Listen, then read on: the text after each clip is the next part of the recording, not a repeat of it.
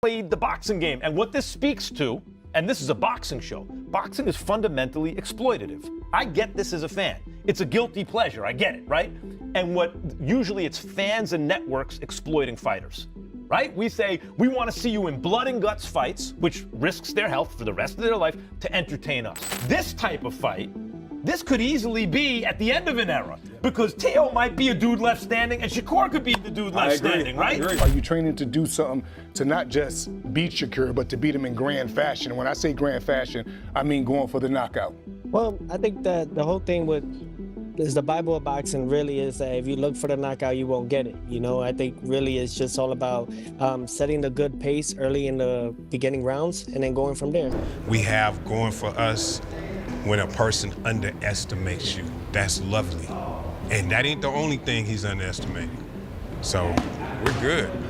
Boxing is fundamentally exploitative, a fact fans often accept as a guilty pleasure where networks and audiences expect fighters to risk their long-term health in blood and guts fights for entertainment. This specific fight could easily represent the end of an era, as either Teofimo Lopez or Shakur Stevenson might be the one left standing. The central question is whether the training involved is designed not just to win, but to achieve a victory in grand fashion, specifically aiming for a knockout. Max Kellerman characterizes this fight as a dangerous and no easy task for Shakur Stevenson, calling it a true test of his skill. Aesthetically, it may not be the most pleasing fight because both are counterpunchers, meaning someone will have to take the lead to avoid a defensive standoff. However, there is an appreciation for this kind of high-speed chess match, similar to historic bouts like Pernell Whitaker versus Buddy McGirt. Teofimo Lopez possesses unique angles with his feet that could potentially bother a fighter like Stevenson. Shakur's coach mentioned that while they kept their core training methods, they adjusted their strategy to prepare more intelligently for this specific opponent. They have integrated new little things into the camp, acknowledging that while the foundation remains the same, no two camps are ever exactly alike.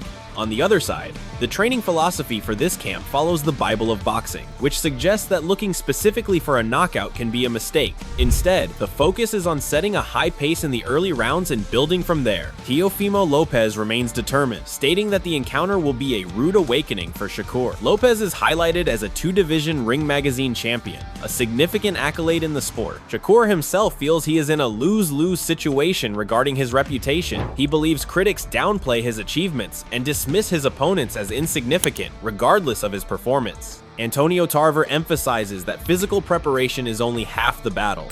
You gotta favor Shakur, but if he's on the back foot, if he's on the ropes, I mean, that's gonna give Teofimo a lot of opportunities. And what makes Teofimo, I believe, dangerous in this fight, he throws both hands in succession. He's a combination type puncher, and that always serves well if you got a real slick defensive fighter in there.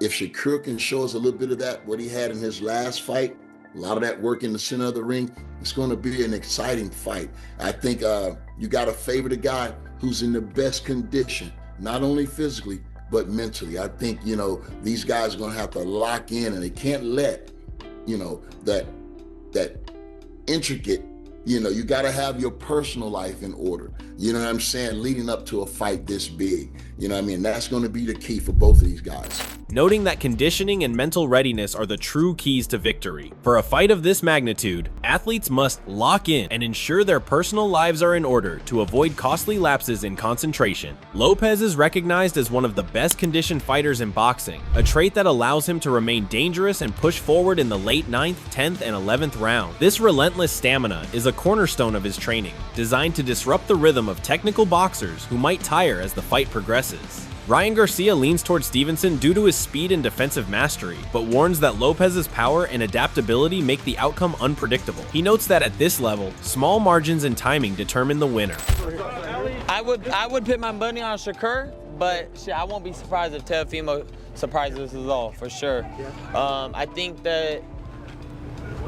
I'm underestimating Teofimo a little bit, but I don't think he can make the necessary adjustments to his own style to combat what Shakur does best, but he could definitely prove me wrong, for sure. Zach Moses confidently predicts that Stevenson will dominate the matchup, citing his superior ring IQ and ability to capitalize on an opponent's mistakes. Teofimo, Madison Square Garden next week. How do you see that playing out? I see him beating the shit out of Teofimo. I see T.O. just, I don't want to really say too much, but I see T.O. coming to do what he do, and I see Shakur coming to do what he do. And I just see Shakur doing whatever he want. And any type of way he want it, that's how it's going to be. And next week is a big week. And I can't wait for bro to show everybody, for real. Should beat the shit out of him. Do you think he's going to stop Teofimo Lopez? Do you think if he wants to, he can? I mean, he act crazy. I think he can. That's all I'm going to say. He act crazy. I think he can. Last one. Obviously, with that fight in the horizon, you want to be involved in big fights like that going down, you know, that New York, New Jersey rivalry. Is that something that inspires you when you see Shakur doing this at the highest level? I mean, for sure. Wade Plemons describes Stevenson as a modern professor of the sweet science who excels at turning defense into offense. For Lopez to succeed, he must use his boxing IQ to potentially force Stevenson onto the front foot, exposing any possible deficiencies in that style. There is also a mention of the mental energy in training, where some fighters may even consider unorthodox or illegal tactics, like rough clinch work or rabbit punches to gain an edge. The fight is ultimately a tactical battle testing, strategy, timing, and intelligence at the highest level. The video concludes with a reminder of the January 31st date and an invitation to stay tuned for future updates.